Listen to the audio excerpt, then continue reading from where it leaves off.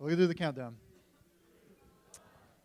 Okay, so I'm Mike, the founder of iDive, and just a little bit of background. I've been scuba diving for about 21 years and worked as an instructor in Australia and in the US, but my real job is as a professor of marine biology, and I run a research lab approximately 7,520 miles away from here at a university called KAUST, but that's a story for another time. As a marine biologist, I am spending quite a lot of time in the water. I wanted to show you the view from my office, and then we'll just jump out to some of the coral reefs on the Red Sea where I'm based, and I'll take you on a very short video tour into my laboratory where we do most of our work. The Red Sea has just got really amazing coral reefs with very beautiful animals and corals and fishes, all sorts of things that are living there. In our work, we are very concerned about monitoring these populations and addressing some of the problems that that coral reefs are facing all around the world. And so we're constantly gathering data, we're constantly taking notes, and we're constantly doing things like chasing down whale sharks and putting tags on them. So we're really trying to understand how the marine environment is working. However, there's not a textbook that I can take underwater. So this is my favorite classroom. And I have a group of students here training future marine biologists to help us solve this problem around the planet. The real limitation we have is that data entry underwater. If you're collecting data, if you're working underwater, you're limited to things like paper and pencil. So this is actually what we use most of the time when we're collecting data. And then this has to be typed up and entered into the computer later, and that's the worst part of the job. So a couple of years ago, I said, why can't we do this with a digital device? I realized that there were no such housings that allowed the interaction with the touchscreen underwater. I'm showing you some of the prototypes I built, which are all embarrassing until we get to the final production version here. And now we can actually use this underwater. The key component of the technology is this automatic pressurization valve. And if you want to talk about the technology behind that, I can explain that later. But this is what allows us to actually use a touchscreen underwater. We test every housing to 100 meters depth, and now we are in the world of using electronics and taking this into the 21st century. And what people are going to do with this, we don't pretend to know all of the answers. I enter data with it. Some people are, I'm not ashamed to say some people are telling me, this should start automatically. Maybe I'll nudge it along. Oh, this video did work, right? Okay, sorry. Okay, well, anyway. People are going to be playing games underwater. There's a shot of people playing Angry Birds here underwater. But the beautiful thing about our touchscreen devices is quite simply all of the apps that exist. So I anticipate that we're going to have things like really detailed reference guides that anyone could use. So if you want to know about the things you're seeing, you can access these guides underwater directly. So I'm just waiting to see if this advances by itself. So the core thing that we're really excited about is the development of apps for this, as Brett mentioned. The Apple App Store currently has about 1.3 million apps, and as of September had more than 75 billion downloads. So we're excited about that possibility. Once you start attaching accessories to the outside of the housing, such as a GoPro or lights, the functions of this can really be expanded to all kinds of cool things, such as if you wanted to even be tracking the movements of divers and communicating with a boat, you could actually really, really change the way that safety works when you're scuba diving underwater. Now, Apple, I think, thought this was all kind of pretty cool stuff that we were doing with iPads, and so they actually featured our technology in their homepage, on their website. It was in a TV campaign. So you may have seen me scuba diving around on your TV screen. I also appear on on the back cover of several magazines such as Time and I don't know. This is next to Pharrell here, and the one I'm most excited about is I got to be next to her here. So anyway, this is about the best I think I'll ever get in terms of exposure. But I wanted to thank the New Tech Seattle organizers, and this is a picture of Brett testing our product in the Bahamas a couple weeks ago. So anyway, happy to answer any questions. Thank you very much for your time.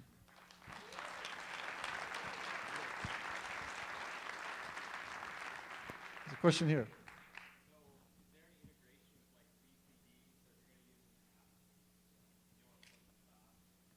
So you mean in terms of the iPad controlling a BCD? We have there is one dive company, manufacturer that has thought about that. They haven't done it yet. So that is not there just yet. Yes? Yeah, the question is, what's the difference between this and OtterBox or LifeProof or other waterproof cases? And it's the use of the touchscreen underwater. So that's the difference between something that's waterproof. So if you drop it in the water, your device will be protected. If you take it underwater, you cannot actually use the touchscreen. You can't control the touchscreen. So that's fine if you're even snorkeling, but if you're a scuba diver and you want to actually stay underwater and use the touchscreen, then you have to use our technology. Yes? So when I was a kid, my favorite teacher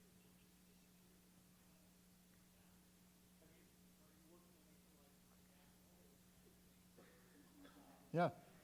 Yeah. Could you repeat the question? The question is, well, it starts with a statement about a favorite teacher that went on a dive and never returned. And the question is, are we moving towards something like a React mobile solution to provide that safety feature? And the answer is absolutely. As I mentioned, what underwater communications exist. The technology is not anything new. Marine biologists and oceanographers use this stuff all the time, but nobody has built it yet to interact with an iPad. So that's the opportunity that we see moving forward, because everybody has an iPhone or an iPad or some similar smart device. And we do think that if we can get to the stage where people use them underwater, that type of problem, we hope, becomes a thing of the past. Yes. Here, yes, thank you.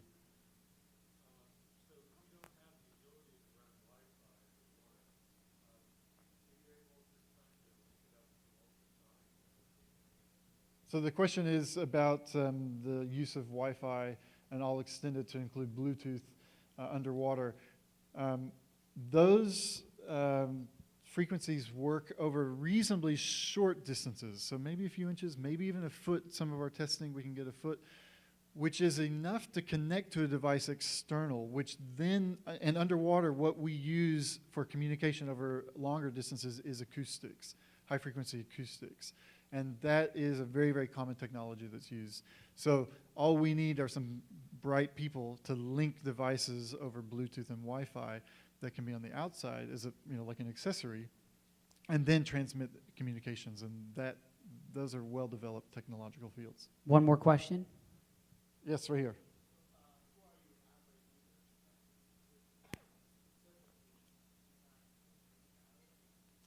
The question is, who are our average users? And I originally built this because I wanted to solve my problem. I absolutely hate typing data up after I've just spent 2 hours in the water counting 1,000 fish or whatever it was I was doing. That's the worst part of the job.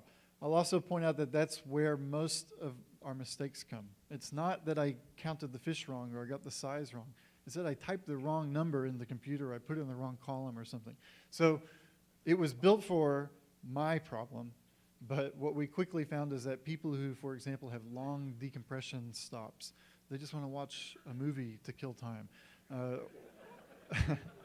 Or we have engineers who have told us that they have to go down and they have to inspect a pipe and make some repair. And they need a very detailed manual to do that. And now they can actually have that manual in a PDF form right there. We have recreational users. So some of the recreational users that really got onto this are people who just want to have the fish ID book with them underwater, right? And then there are the dive instructors who want to have access to all of the teaching guidelines and checklists and things like that. So I think that it has a pretty broad range, and I'll just wrap it up because I see these guys getting antsy over here.